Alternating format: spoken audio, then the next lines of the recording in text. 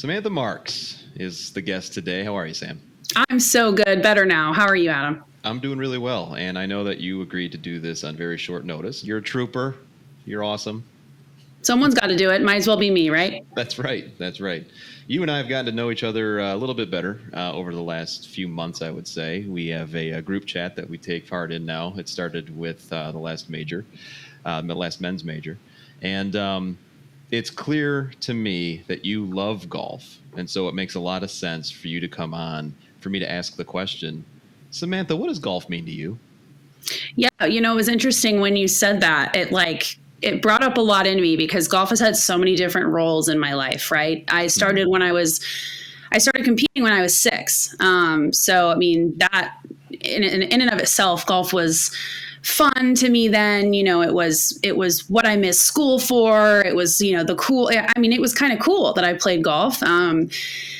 Even though some kids don't think it's cool, it was cool because I was good at it. And then, as you get older, it becomes more and more of a job, especially throughout college. As you know, you're trying to juggle your social life and your academics and your sport. And being very good at all three is very hard. It's kind of like a sacrifice and a give and take situation and figuring out, what you want to prioritize. So in college for me, it was tough. I went to University of North Carolina for 2 years and transferred to Arkansas for the last 3.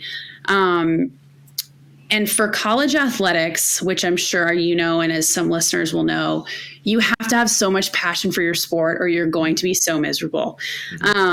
There's so much time dedicated in the gym, in the study hall, on the course, traveling, and especially with golf is such an interesting sport because it's not just you go for a game for one night and come back like it is for a soccer game or a basketball game. It's a 4 or 5 day situation. It's handling those time management things on the road, mandatory study hall right when you get back from your tournament round. It becomes like a job that it's hard to see the benefits from when, like me, you didn't really want to go pro. I always did when I was younger.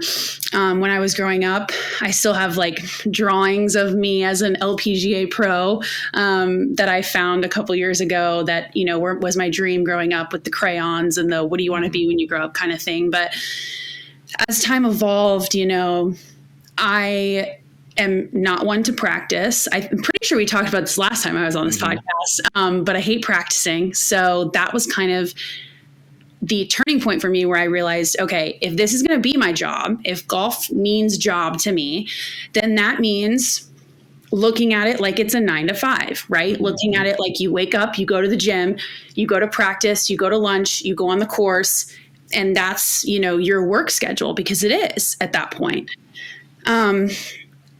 I realized that wasn't for me, and it was really hard to transition back to golf being fun, which is what to be honest, I still struggle with it now. Going from being very good, but being kind of forced to be disciplined, and then trying to take the care away almost and just put it in a fun place is really hard, especially when the expectations are very high. So I guess my answer is that it started out as fun, then it went to work, then it kind of got to fun a little bit, and now I just get to talk about it for work. So it's not necessarily as work as it used to be.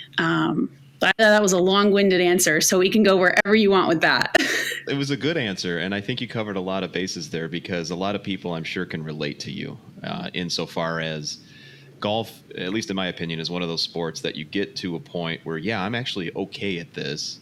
And then in your case, you were really good at it. And then it does kind of make that switch in your mind. And I think you explained that really well. And I'm sure you saw that with your teammates as well. Yeah, there was a clear distinction between the people who really wanted to go pro and be there and put the time in and people that didn't. And myself included, some days I was one, some days I was the other, but it came down to the decision of, I've got to think long-term for myself too. And if I'm taking away from my studies by doing something that's not long-term for me, yes, I'm letting my team down, but I'm also letting myself down, right? Because I'm not preparing as well for my future. Now, almost everybody else on my team was like heading to Q school, and I'm sitting here missing all my big projects and classes because I'm doing something that I wasn't fully committed to long term. So I had to kind of make that decision for myself, which is still one of the hardest decisions I've made to this day, of, you know, prioritizing happiness and prioritizing, you know, it's hard because it's not always good to look long term, but for this I had to. You know, I'm a very big day by day person. It's not always going to be like, well, we look 5 years from now, but the day to day wasn't going to get me in any different situation. And granted, like I said, these are hard decisions to make when you're 20, 21, 22 years old, but right. At the end of the day, I don't regret anything. My college golf experience was incredible, and I have met some of my best friends and even clients to this day that I work with, you know, from those experiences, and I don't regret it at all. But for now, golf to me is about fun. It's about family. It's about friends, and it's about creating those experiences that don't have to be laced with tension or care or stress or analyzing over every shot. It's just like, I'm trying to get to that place where if I hit a bad shot, I don't care. You know, it's not like that for me anymore. If you live and die by every shot, you will do a lot of dying. That's what my coach used to tell me growing up. And obviously it's hard to believe when you're playing at a competitive level. But so often we see, and I know you're the same, we see on Twitter people getting so mad at how they play. You know, they play once a month and they get mad when they shoot 90. Like, okay, like, let's change our perspective here, you know? Yeah, exactly. And so that's, I preach that a lot. And I preach, you know, getting really honest with yourself about what you are able to do and how you are able to play. And so that's just kind of what I'm working on with myself now. If I can go out and hit 3 bomb drivers over the course of 18 holes, like, I'm walking away happy with that round. Right. So for me now, it's more of making golf fun and, carefree, like I said, and just more of a hobby than a job. Yeah, that makes a lot of sense. I'm friends with a guy who's very good and probably could have gone pro had a couple things went differently for him. At one point, he described to me his relationship with the game almost to the point where he began to resent the game because he died too many times, to use the analogy that you used. Have you ever experienced resentment for the game in any way? Yeah. I mean, I don't think I saw it like that, you know, in real time. I think looking back on it, it was resentment for kind of the game, but also myself for not committing as good as I know I could have been. Like, for me, it's like, I know if I would have gone all in on my practice and I would have done all these things that I should have done to be successful, then I could have been very successful. But at the end of the day, it's not what was getting me excited to jump out of bed in the morning. And so for me, it's almost like it's resentment for letting the game have that much power over me at such a young age. I would say that's kind of where my resentment is. And it's hard because, God, it is such a tough game. And especially men. I'm not saying it's not hard for women, but it's so hard to be in that top percentage that it's so easy to get discouraged. You know, you have a basketball game, you're either going to win or lose. Right. Like, you're in a golf tournament and you're either going to come in first, second, third, fourth, or 175th. Like, it's, right. Yeah. Like, it's so different, and it's very easy to get very discouraged. And I felt myself doing that a lot, to where, like you said, I was dying too much, that it was affecting, you know, my day-to-day life, which for that, it wasn't worth that for me long term. So what helped you fall in love with the game again? Yeah. And I was hoping you would ask this, because I feel like this was destined to come to this point. But I know we've talked about a lot on Twitter and on podcasts all over about, you know, making the game fun again, and making, you know, the Muni courses and the 9-holers and the music on the course. We've talked about all that. But it's so hard because so much of the game is the traditionalists, is the country club guys with the buttoned up shirts and the press pleated pants. And so much of that is what got us into the game. Right. And so it's not fair to discount that or to say that that's not important. That's not fair.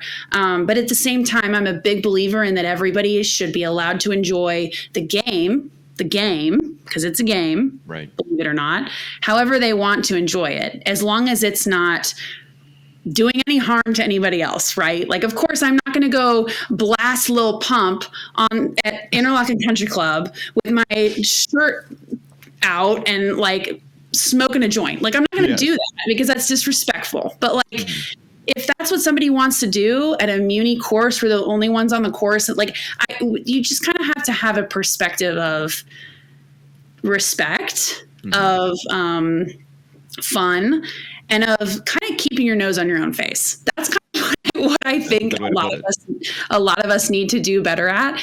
If that person's having fun, leave them alone. Right. As long as it's not really bothering you, just leave them alone, because those are the kind of people that are going to take our game to the next generation. And then we're going to be the stuck up people with the pleats and the collared shirts that they're mad at. So it's like, there's got to be some kind of balance of everybody just accepting that there's different ways to see the world. And this is like really deep, but I'm working on this a lot in my life. Like, everybody sees the world differently. I can think of something and you might never see my point of view. And that's okay. Like, we don't all have to agree. We don't all have to wear the same thing out on a golf course. Like, I understand that there are the peach trees of the world and the cypress points of the world and the Augustas of the world where, yes, you're supposed to, wear what's traditional, and that is what it is. But the more that these country clubs and golf courses come out like Winter Park 9 right out my front door, or like Sweetens Cove, the more that becomes the norm, the more fun the game will be. There's no other choice. Like, when you've got people running around with their dogs and their speakers and they're taking 2 clubs and playing 27 holes at 6 p.m., like, there's no way you can be mad at a shot. Like, I'm sorry, but there's no way. You're right. Yeah. So, that's what I would say is that, we're well on our way, because so many people of our age are in such place of influence right now in the game where they're really bringing a lot of attention to those places, which is amazing. So I feel like we're definitely in a better space than, let's say, the people that are 20, 30 years older than us were.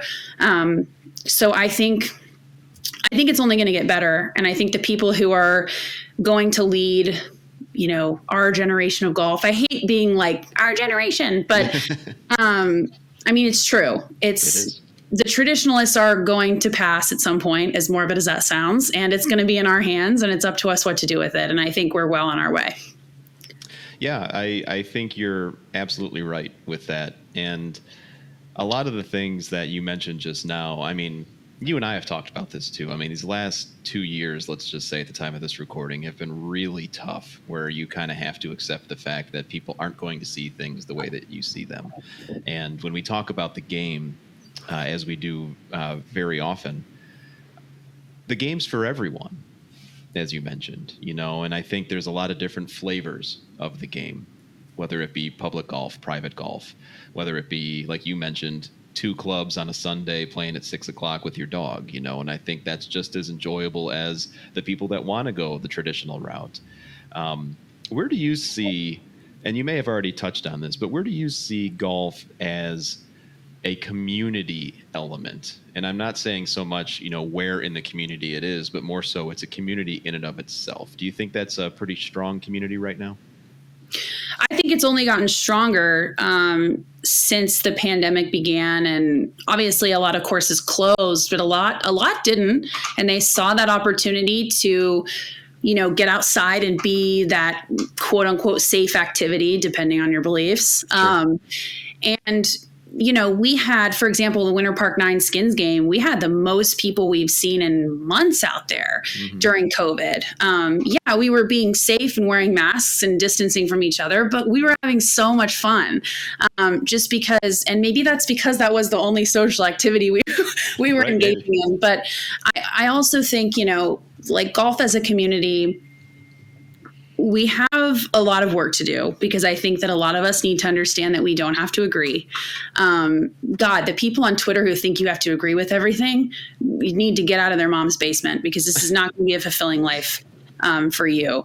But I think we're in a really good place overall in the past, God, like you said, almost 2 years, that we are becoming more accepting. And I think that's also our generation, I'm going to go there again, of, you know, the acceptance that we have of other people, that we didn't grow up in the era where there was segregation and the loud racism. Obviously, we're still struggling with that today, but our generation is much more accepting and inclusive and like to hang out with people of all shapes, sizes, colors, races, religions, stuff like that. So right.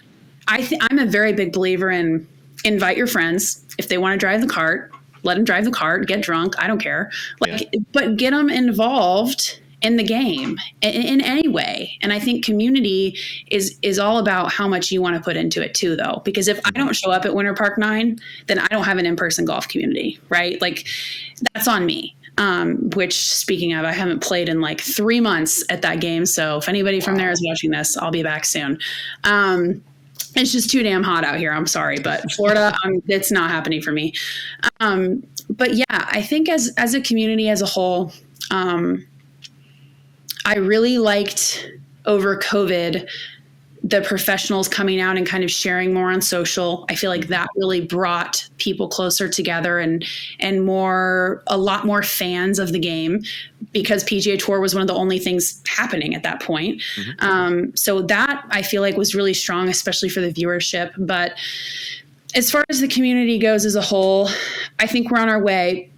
Obviously, we've always got work to do, but most of all, I would say focus on shifting your perspective to somebody else's point of view and keeping your nose on your own face.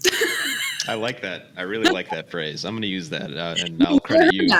I've never used that phrase. No, oh my God. Maybe it's just because I was nosy as a kid. My mom said it to me all the time. I was very nosy as well. So maybe when Sandy Fonseca hears this, if she listens to this, she'll relate to that. You know, it's funny. You mentioned a phrase in what you said. Showing up. And I think when we hear the phrase grow the game, wouldn't you say that a big part of that is just showing up? Yeah, I would absolutely agree. And I think you can show up in so many different ways, right? Like, you can show up on the there's a practice green right here on the main street of our city. And there's so many people out there who know nothing about putting, and I'll drive by and see them like blast it 50 feet past the hole. I'm like, that was awesome. Yeah. You know, like, there's so many different ways to show up, but it's not going to come to you. Right. The golf course isn't going to come inside your front door and be like, hi, let's play. It takes a conscious effort. It takes booking a tee time. It takes going and hitting a few balls beforehand. It takes getting paired with people you don't know. It takes those socially awkward conversations of, what do you do for a living? Do you have kids? Like, that's not always everybody's cup of tea. Right. But the more you get out and do it, making friends as an adult is hard, right? But golf is one of the best ways to make friends in your community. I am a strong believer in that. And I think that, you know, I don't like those weird, awkward conversations. I try to tell myself it's like networking or whatever, and you never know who they might know. But it's like, sometimes I just want to be alone. Don't get me wrong. There's plenty of pros to playing golf by yourself too, but you never know who you might meet. And, it's really good to get out in your community to meet new people. And golf is what's that quote that says, like, you meet on the first tee as strangers and leave as friends, or right. Something like that. And that is just such a great sport, because you go out and play kickball, for example. You go to a Thursday night kickball league. You're hanging out with your team. You're not going to get to know anybody else on the other team. You're not speaking to them besides like cussing them out. Like, it's just such a cool game, because you have that opportunity every other tee time to get to know somebody different. So that's where I think, but like I said, showing up, because that's on you. And I think that a lot of people are, especially adults, because I said, you know, making friends as an adult is hard and it's scary, especially, you know, if you're in a relationship and you're like, well, I've got, you know, a significant other who doesn't play golf, or what do I do? Or it's tough, but the golf course isn't going to come in your front door and do it for you. So, you know, I think that we're well on our way, and I think the inclusivity that we're seeing in our community right now is great. And I would just say, invite your friends and invite your mom, invite your grandpa, invite whoever, and they don't need to swing a golf club if they don't want to. But I think they'll fall in love with a little part of the game too.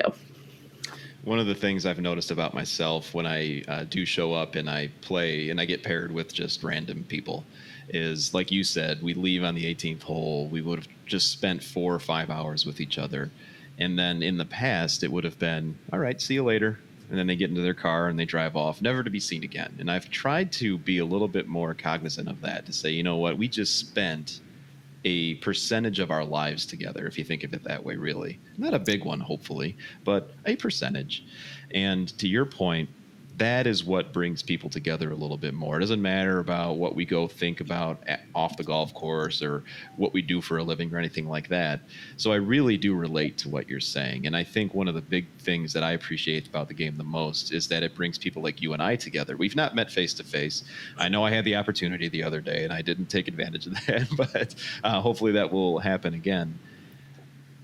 The community that we have met and the people that we talk to regularly, I think it's something that is probably one of the stronger communities, as you just commented on as well. Have you experienced that in any other sport?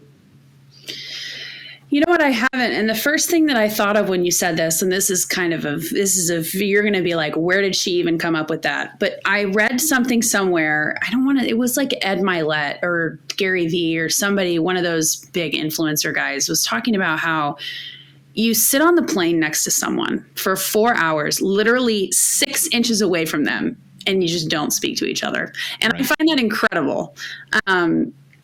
And a lot of older people do. They'll strike up conversation and whatever. But then it's like, okay, we're the only ones talking on this whole flight. It's like a whole awkward thing. But golf is very social in that way, where there's a lot of downtime, right? Like there's a lot of walking between holes. The majority of time is spent walking or riding in a cart. The golf swing takes up very little of those 4 hours. Mm-hmm. I mean, you think of it, you're not hitting very many golf shots. You're hitting half putts and the rest golf shots. So there's so much downtime, which, like I said, is just so different than football or than basketball or something like that, where you're in each other's face, shoving each other around.